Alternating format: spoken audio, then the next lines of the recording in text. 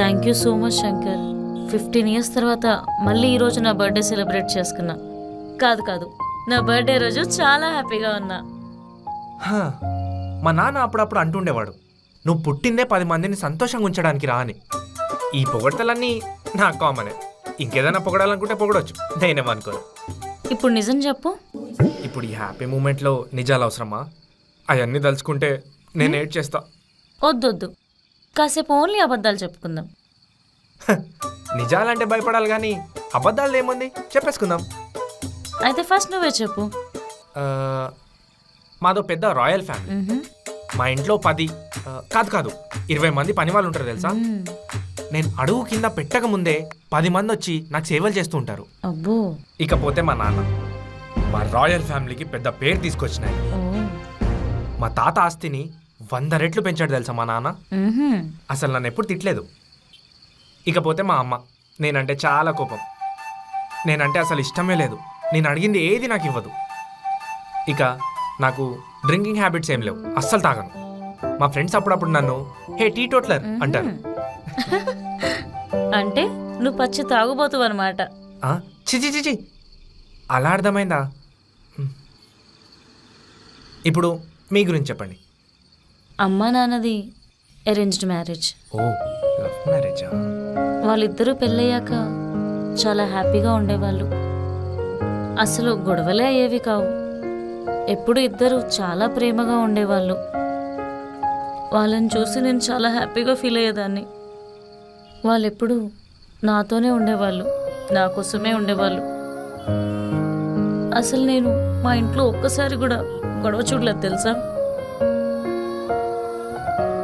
నన్ను మా నాన్నైతే నన్ను చాలా ప్రేమగా చూసుకునేవాళ్ళు. ప్రతిసారి మా నాన్న నా బర్త్డే చాలా గ్రాండ్గా సెలబ్రేట్ చేసేవాళ్ళు తెలుసా. మా అమ్మ నాన్నల మధ్య ఉన్న ప్రేమను చూసి ఒక్కసారి వాళ్ళు గొడవ పడితే చూడాలనుకునేదాన్ని. ఇప్పటికీ మా నాన్న రోజు నాకు కాల్ చేస్తుంటారు తెలుసా. ఎవ్రీ బర్త్డేకి నా కోసం ఏదో ఒక గిఫ్ట్ ఇస్తుంటారు. అందుకే నా లైఫ్ అంతా నేను చాలా హ్యాపీగా ఉన్నాను. నా జీవితంలో అసలు నాకు బాధ అంటే ఏంటో తెలియదు. I'm sorry Amrutha.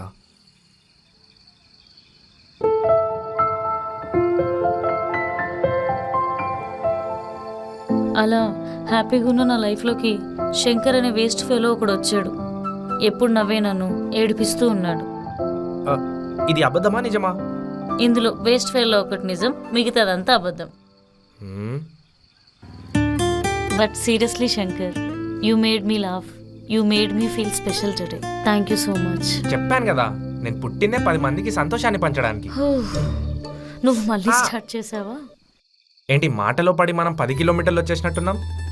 యా, పద, నేను మీ హాస్టల్ దగ్గర దింపి నేను వెళ్తా.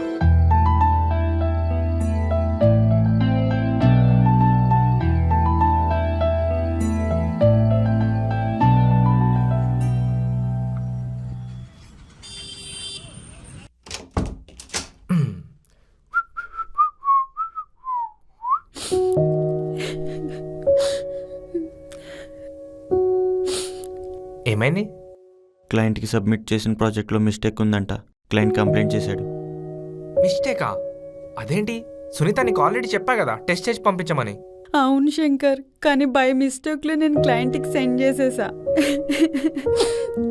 Shit. John, can I use it?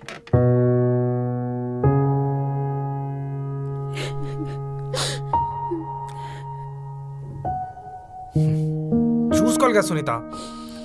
Sorry Shankar. సరే, నేను మాట్లాడతలే. లేదు Shankar, client already contract cancel చేద్దామన్నాడు. కంపెనీకి పెద్ద లాస్.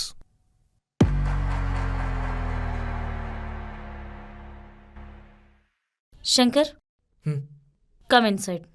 యా.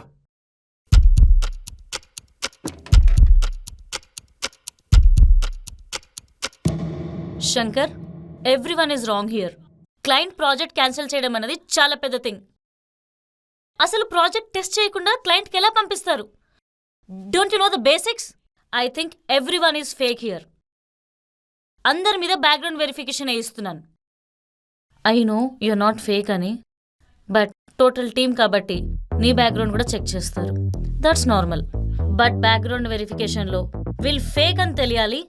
నెక్స్ట్ సెకండ్ వీళ్ళకి ఏ కంపెనీలో కూడా జాబ్ రాకుండా చేస్తా.